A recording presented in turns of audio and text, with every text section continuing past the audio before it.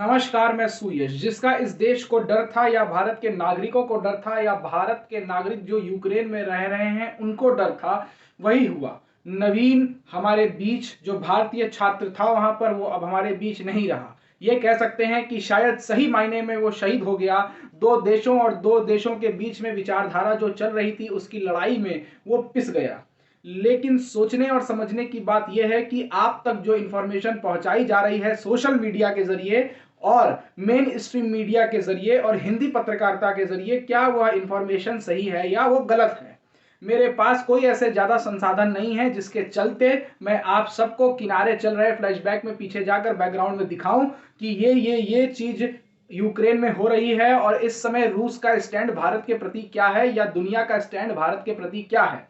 इस बात को आप मानिए चाहे मत मानिए, लेकिन आज के डेट में भारत की विदेश नीति सबसे ज्यादा विफल रही है। अगर हम दुनिया की बात करें तो दुनिया के मंच पे भारत मुझे मजबूती के साथ खड़ा हुआ दिखाई नहीं देता है, और एकदम ही कमजोर तरीके से अगर कहीं खड़ा हुआ दिखाई देता है तो भारत के जितने भी पड़ोसी मुल्क हैं उनसे भी हमारे रिश्ते बिल्कुल अच्छे नहीं हैं। लेकिन आप सभी के सोशल मीडिया और व्हाट्सएप स्टेटस और व्हाट्सएप यूनिवर्सिटी से लेके फेसबुक तक, ट्विटर तक, ये जितनी भी चीजें आपको दिखाई जा रही हैं कि भारत का तिरंगा लगा लेने से रूसी सेना भारत के लोगों को कुछ नहीं कर रही है, कुछ नहीं कर रही है। तो नवीन को गोली जो मारी गई है, ये कहा जा रहा है कि रूसी सेना के सैनिकों ने ही मारी है। तो क्या यह बात वह समझने में रूसी सेना सफल नहीं रही थी कि यह भारत का छात्र है या भारत से निकल के आ रहा था? जिस हिसाब से विश्व गुरु बनने की कवायद इस देश में चल पड़ी है, उस दौर में हम अपने नागरिकों को ही वहां पर मरने के लिए छोड़ दिए हैं। आज ना तो अमेरिका के लोगों को इतनी तकलीफ झेलनी पड़ रही है, ना ही विभिन्न कोई अन्य देशों के छात्रों को इतनी तकलीफ झेलनी पड़ रही है जितना कि भारतीय छात्रों को झेलनी पड़ रही है।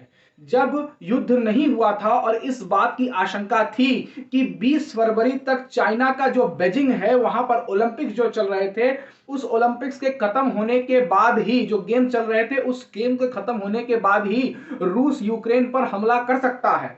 और यह 7 साल से तैयार किया गया रूस का एक बहुत बड़ा प्रोपेगेंडा था जो कि यूक्रेन के ऊपर चला दिया गया।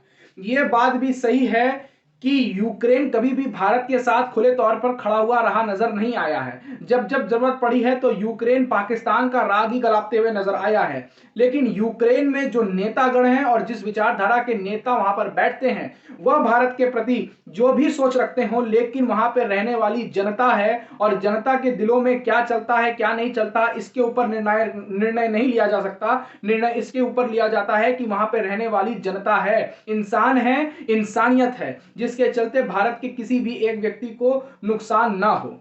ये बात वहां के छात्र, मैं फिर कह रहा हूं, मेरे पास ऐसे संसाधन नहीं है कि मैं आपको दिखा सकूं, लेकिन वहां पे रहने वाले छात्र तमाम सोशल मीडिया प्लेटफॉर्म्स के जरिए या फिर ऐसा कहें कि मेन स्ट्रीम मीडिया के जरिए बार बार ये कहते हुए नजर आ रहे हैं कि वे जब मिनिस्ट्री ऑफ एक्सटर्नल अफेयर्स या वहां के एम्बेसी में फोन किया करते थे तो वहां की एम्बेसी कहती थी कि कोई भी इस प्रकार का खतरा नहीं है, किसी भी प्रकार का युद्ध होने की आशंका नहीं है। लेकिन फिर ऐसा क्या होता है कि अचानक से युद्ध छिड़ जाता है और भारत समझ नहीं पाता है।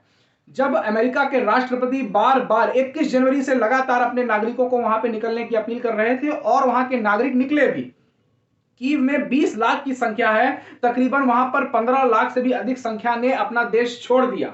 लेकिन जब दूसरे देश अपने नागरिकों को बाहर निकाल रहे थे तो कौन सा ऐसा कारण बनता था या कौन सा ऐसा कारण बन रहा था कि भारत अपने नागरिकों को नहीं निकाल रहा था। वहां के छात्रों का यह भी कहना है, इंडियन गवर्नमेंट पे आरोप लगाते हुए, कि जब उनको यह देखना था कि किस देश में कैसा माहौल चल रहा है और दूसरे देश के लोग अपने देश के लोगों को निकाल रहे हैं, तब यहां पर कोई उत्तर प्रदेश के चुनावों में और अलग अलग विभिन्न राज्यों के चुनावों में व्यस्त था। एक बात आपको मैं और बता दूं, पिछले बीते 2014 से जितने भी, यानी 1947 के बाद से लेकर 2014 तक के बीच में जितने भी इस देश ने प्रधानमंत्री देखे हैं, किसी प्रधानमंत्री जी ने कभी भी स्टेट में जाकर के, प्रांतों में जाकर के कभी भी वोट नहीं मांगा था। तो क्या चुनाव के चलते, चुनाव में भाषणबाजी के चलते इतना लेट हुआ कि भारतीय छात्रों को वहां से नहीं निकाला गया?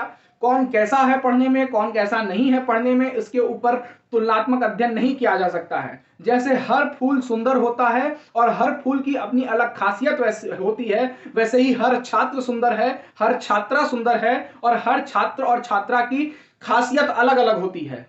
केवल इस बात पर आकलन लगा देना कि कोई कौन से देश में पढ़ रहा है, पैसे के दम पे पढ़ रहा है या एग्जाम क्वालिफाई करके जा रहा है, इसके आधार पर किसी की खासियत और किसी की मनोबल को नहीं आंका जा सकता है। मैं एक बार फिर आप सबके साथ ये साझा कर रहा हूं कि मेरे पास संसाधन नहीं है, लेकिन वहां से जो खबर निकल के आ रही है ये बहुत ही निंदनीय है कि भारत की सरकार अब तक सो रही थी, जब वहां पे तकरीबन 25 से 26 हजार छात्र फंसे रह गए हैं। और अभी भी मुझे जितना लगता है कि जो भारत में छात्र आए हैं ऑपरेशन गंगा के तहत, वह 5 या 7 हजार के लगभग ही आए होंगे। अभी भी वहां हजारों की संख्या में छात्र फंसे हुए हैं, बिना कुछ खाए पिए फंसे हुए हैं। मेन स्ट्रीम मीडिया आप तक सही इंफॉर्मेशन नहीं पहुंचा रहा है, वो वही इंफॉर्मेशन पहुंचा रहा है जिससे सनसनी पैदा हो सकती है आपके बीच में, जिससे टीआरपी को ज्यादा बढ़ावा मिल सकता है। ऐसा सनसनी केस खबर मत देखिए कि जिसके चलते भारत के नागरिक जो दूसरे देश में रह रहे हैं उनको तकलीफ हो। क्या आज भारत की चाइना नीति इतनी अच्छी समझ में आती है कि जितनी बड़ी दिल्ली है उतनी बड़ी जमीन चाइना ने कब्जा कर लिया है? और यह बात रक्षा मंत्रालय के साइट पर भी डाली गई थी, लेकिन जब बाद में विपक्ष ने उसके ऊपर सवाल उठाना शुरू किया तो रक्षा मंत्रालय ने यह बयान अपनी मिनिस्ट्री अपने वेबसाइट से वापस ले लिया था।